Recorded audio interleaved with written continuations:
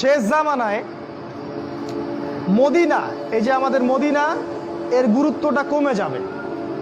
এটা আবু দাউদে আছে হাদিসটা।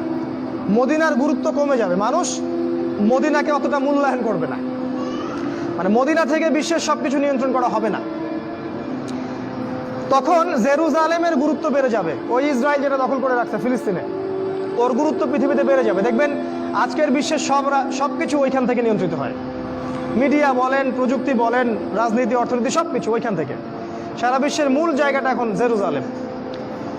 নবীজি বলেছেন যখন এই অবস্থা হবে তখনই মালহামা শুরু হবে। সাহাবীরা বললেন মালহামা কি জিনিস? নবীজি বললেন এমন যুদ্ধ যে যুদ্ধে 100 জনের মধ্যে 99টা মানুষ মারা যাবে।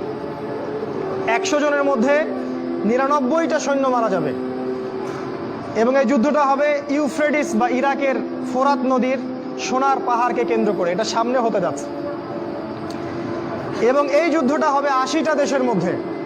বিশ্বের 80টা দেশ একত্রিত হয়ে যুদ্ধ করবে সামনে। আপনি প্রথম বিশ্বযুদ্ধ দেখেছেন না, দ্বিতীয় বিশ্বযুদ্ধ দেখেছেন, এগুলো এই যুদ্ধের সামনে কিছুই না। এটা হবে পারমাণবিক যুদ্ধ, সামনে হতে যাচ্ছে। এবং প্রত্যেক দেশ 12,000 করে সৈন্য পাঠাবে এই যুদ্ধে। এরা সবাই মিলে যখন এই যুদ্ধে অংশ নিবে তখন এরা মুসলিমদের উপর ব্যাপক নির্যাতন চালাবে।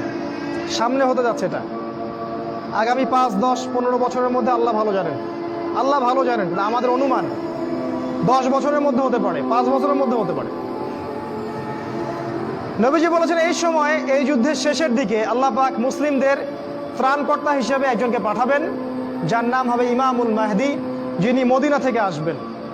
মক্কায় তার সাথে মুসলিমরা বায়াত করবে এবং তিনি মুসলিমদেরকে নেতৃত্ব দিবেন। এবং এই যুদ্ধের শেষের দিকে মুসলিমরা বিজয় লাভ করবে এবং মুসলিমরা কনস্ট্যান্টিনোপল জয় করবে এবং ওই জেরুজালেম তারা আবারও জয় করবে, যেটা ইসরায়েল দখল করে রাখছে।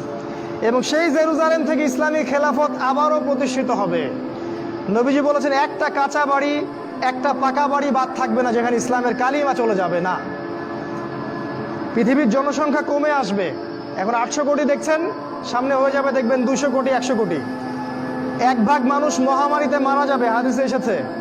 1 ভাগ মানুষ দুর্ভিক্ষে মারা যাবে, আর 1 ভাগ মানুষ এই মালহামায় মারা যাবে। অল্প কিছু মানুষ বেঁচে থাকবে। মুহূর্তে একটা দেশ ধ্বংস হয়ে যাবে যখন পারমাণবিক যুদ্ধ শুরু হবে।